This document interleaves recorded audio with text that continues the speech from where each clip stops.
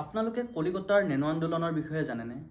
Nano উদ্যোগটো প্ৰথমতে কলিকতাত স্থাপন কৰিব বিচৰা হৈছিল। ৰতন টাটা ডাঙৰীয়াই তাৰ বাবে বহু টকা বিনিয়োগ কৰিছিল।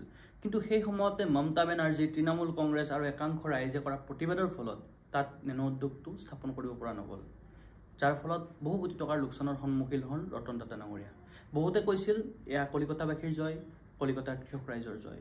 কিন্তু সময়ত বুজিব পৰা গ'ল পৰিণতি আচলতে সম্পূৰ্ণ ওলোটা আছিল। কলিকতাত বাধা দিয়াৰ পিছত, আন্দোলন হোৱাৰ পিছত গুজৰাট চৰকাৰে সকলো ধৰণৰ মাটি বা অনুমতি দিবলৈ সাজু হৈছিল আৰু নেনো উদ্যোগটো স্থাপন হৈছিল গুজৰাটত।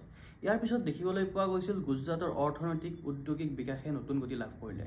তাৰ পৰিৱৰ্তে কলিকতাত অৰ্থনৈতিক আৰু উদ্যোগিক বিকাশত স্থবিৰতা লাগিল। কোনো ডাঙৰ উদ্যোগ কলিকতাত স্থাপন কৰিবলৈ কোনো সাহস নকৰা হ'ল, কলিকতাত বিনিয়োগ কৰিবলৈ কোনেও সাহস নকৰা হ'ল। এই মমতা বেনাৰ্জীৰ ৰাজনীতিয়ে অনুকৰণ কৰিব বিচাৰে অসমৰ তিনি গগৈয়ে। অসমত যি তিনি গগৈৰ ৰাজনীতিৰ কথা চৰ্চাত আহিছে, অখিল গগৈ, লুৰিণ গগৈ, গৌৰৱ গগৈ, এই তিনি গগৈৰ ৰাজনীতি মমতা বেনাৰ্জীৰ ৰাজনীতিৰ লগত মিলে। মমতা বেনাৰ্জীয়ে কলিকতাত, পশ্চিমবংগত কেৱল ভোটৰ লালাসত হিন্দু সমাজ, হিন্দু নাগৰিক, হিন্দু সভ্যতাক ধ্বংস কৰি পেলাইছে। একেখিনি কাম কৰিব বিচাৰে আমাৰ তিনি গগৈয়েও। সেইবাবে তেওঁলোকে যেতিয়া অবৈধ বেদখলকাৰীক উচ্ছেদ কৰা হয় তাৰ প্ৰতিবাদ কৰে। তেওঁলোকৰ মতে অসমৰ মাটিভূমি এই অবৈধ বেদখলকাৰীয়ে দখল কৰি ৰাখক। তেওঁলোকে মিয়াৰ ওচৰত গৈ সাৱটি ধৰে, সান্তনা দিয়ে, তুষ্টিকৰণত ব্যস্ত হয় আৰু তেওঁলোকে উদ্যোগৰ বিৰোধিতা কৰে। মমতা বেনাৰ্জীয়ে যিদৰে নেনো উদ্যোগৰ বিৰোধিতা কৰিছিল, আমাৰ তিনি গগৈয়ে উদ্যোগৰ বিৰোধিতা কৰে। আজি অসমত ছেমিকণ্ডাক্টৰ উদ্যোগ হৈছে। এই উদ্যোগে অসমৰ অৰ্থনৈতিক বিকাশত এক নতুন গতি প্ৰদান কৰিব।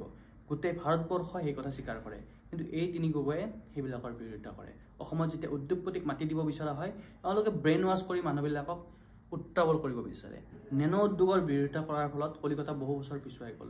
এতিয়াও কলিকতাত ডাঙৰ উদ্যোগ যোৱা দেখিবলৈ পোৱা নাযায়, যাবলৈ ভয় কৰে। অসমত এটা নৱজাগৰণ সৃষ্টি হৈছে, উদ্যোগিক অৰ্থনৈতিক নৱজাগৰণ সৃষ্টি হৈছে। অসমত যদি ইয়াৰ বিৰোধিতা কৰা হয়, অসম বহু বছৰ পিছুৱাই যাব।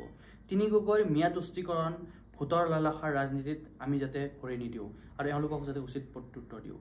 মমতা বেনাৰ্জীয়ে কেৱল মিয়া তুষ্টিকৰণে কলিকতা ধ্বংস কৰি দিছে। এই তিনি গগৈৰ মিয়া তুষ্টিকৰণে যাতে অসম ধ্বংস কৰিব নোৱাৰে, তাৰ বাবে আমি সজাগ সচেতন হোৱাটো প্ৰয়োজন। ভিডিঅ'টো এইখিনিয়ে আছিল। ধন্যবাদ।